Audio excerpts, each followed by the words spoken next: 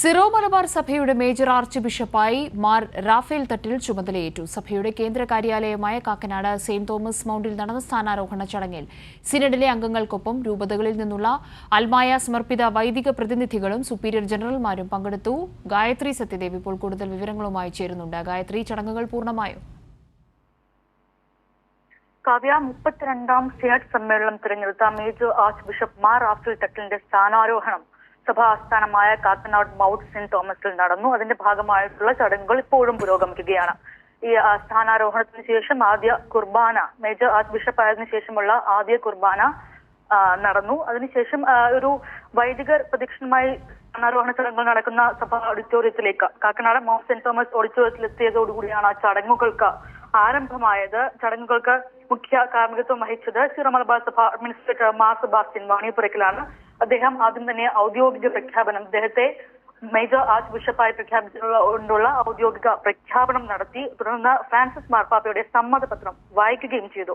തുടർന്ന് നിയുക്ത major archbishop Mar Raphael Thattil വിശ്വാസ പ്രഖ്യാപനം നടത്തി. അതിനുശേഷമാണ് ഔദ്യോഗികമായ സ്ഥാനാരോഹണ ചടങ്ങുകളിലേക്ക് കടന്നത്. ഈ അംശവടി നൽകിയതിനു ശേഷം പ്രത്യേകം തയ്യാറാക്കിയ ഇരിപ്പിടത്തിലേക്ക് അണയിക്കുക കൂടി ചെയ്തതോടെ സ്ഥാനാരോഹണത്തിൻ്റെതായിട്ടുള്ള ചടങ്ങുകൾ പൂർത്തിയാവുകയായിരുന്നു. തുടർന്നാണ് സിറോ മലബാർ സഭയുടെ 4ാമത് മേജർ ആർച്ച് ബിഷപ്പായി ഇദ്ദേഹം ഔദ്യോഗികമായി സ്ഥാനമേറ്റത്.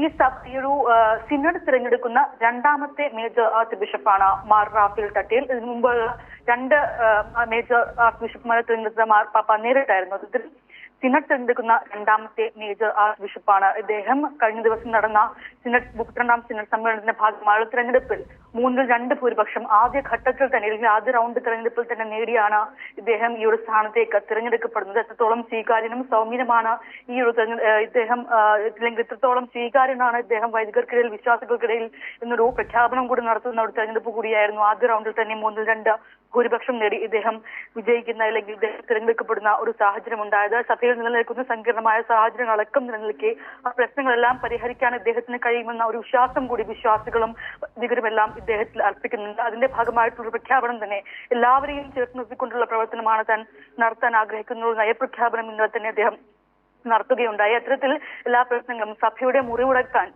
ഇദ്ദേഹത്തിന് കഴിയട്ടെ എന്നാണ് ഈ സ്ഥാനാരോഹണ ചടങ്ങിന്റെ ഭാഗമായുള്ള പ്രാർത്ഥന ആശംസകളിലെല്ലാം തന്നെ വൈദികരും സമ്മാനിച്ചത്.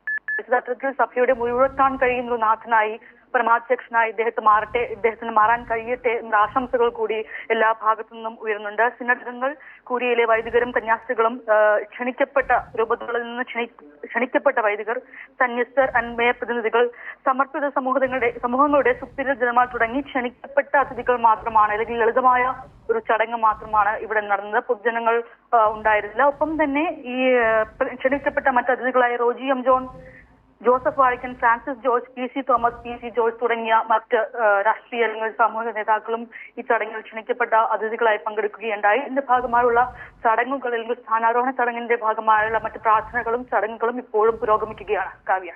ശരി, ഗായത്രി സത്യദേവാണ് കൊച്ചിയിൽ നിന്നും വിവരങ്ങൾ നൽകിയത്.